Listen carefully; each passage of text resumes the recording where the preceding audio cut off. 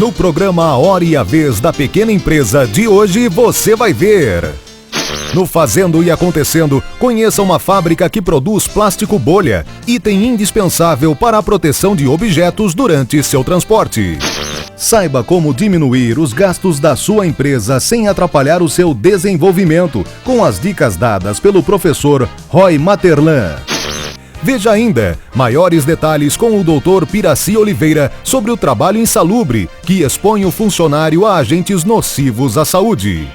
E direto de nossos estúdios, uma entrevista com o presidente da Junta Comercial de São Paulo, Dr. Valdir Savioli.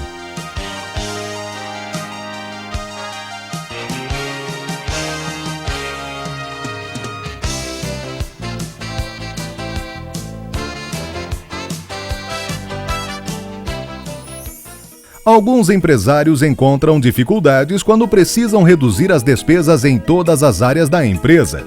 Confira a seguir algumas ideias para auxiliá-lo a resolver este problema. Ele tem que tomar cuidado em saber se aquele gasto adiciona valor para o cliente, ele serve para o cliente está pagando por aquilo. Se o cliente não está pagando por aquilo, aquele efeito ninguém sabe por quê, corta.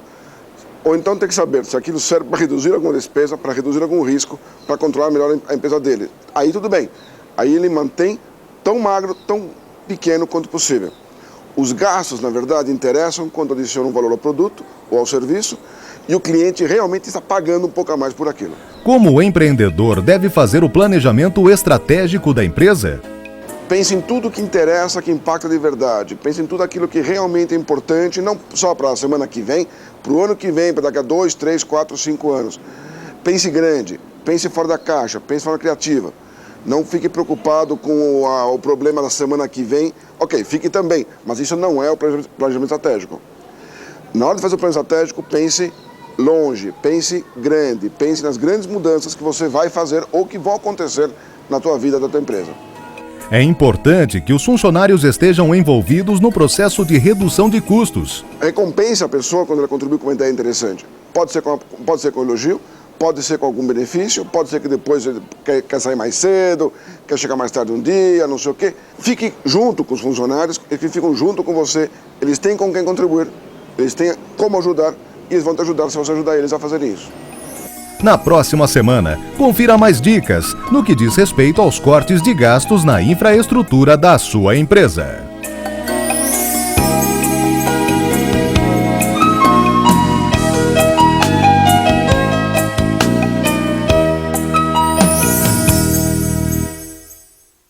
O Fazendo e Acontecendo de hoje visita uma fábrica de plástico bolha, material muito usado para proteger produtos e objetos em transporte. O plástico bolha completa 50 anos de invenção neste ano. Quando a Ball Plástico começou as suas atividades, nós começamos apenas com plástico bolha. Nós tínhamos apenas uma corte-solda e comprávamos as bobinas e transformávamos em embalagens, sacos, na medida que o cliente precisa, né? A empresa, localizada na Vila Formosa, está no mercado há mais de 12 anos produzindo diversos itens em plástico, como sacolas, bobinas de plásticos metalizados, envelopes de plástico bolha para transporte de produtos frágeis, entre outros. Bom, hoje nós trabalhamos com vários segmentos. O principal que tem tido uma boa saída para nós é o ramo automobilístico, também o eletrônico e farmacêutico. Com a economia passando por um bom momento, a empresa cresceu e, junto com ela, houve um aumento no volume de produção, conquistando um espaço no mercado. A Volplast começou suas atividades com apenas 4 funcionários. Hoje nós temos 20 funcionários no quadro e a intenção é de que esse número aumente ainda mais, em breve. A matéria-prima para a fabricação do produto é o polietileno de baixa densidade. O material pode ser virgem, porém a empresa recicla os produtos com defeito e reutiliza o plástico, fazendo assim uma grande economia. Com a Volplast hoje, ela faz todo o processo. Nós temos desde a compra da resina, a extrusão, a corte-solda. Então, dentro de cada processo nós temos uma perda. Essa perda a gente separa e vai para a reciclagem. Nessa reciclagem, nós separamos o material do colorido, do que é o transparente, e usamos novamente para um novo processo de embalagens com um material reciclado. Essa é mais uma empresa que vem fazendo e acontecendo para proteger nossos objetos e produtos que precisam de um cuidado mais do que especial.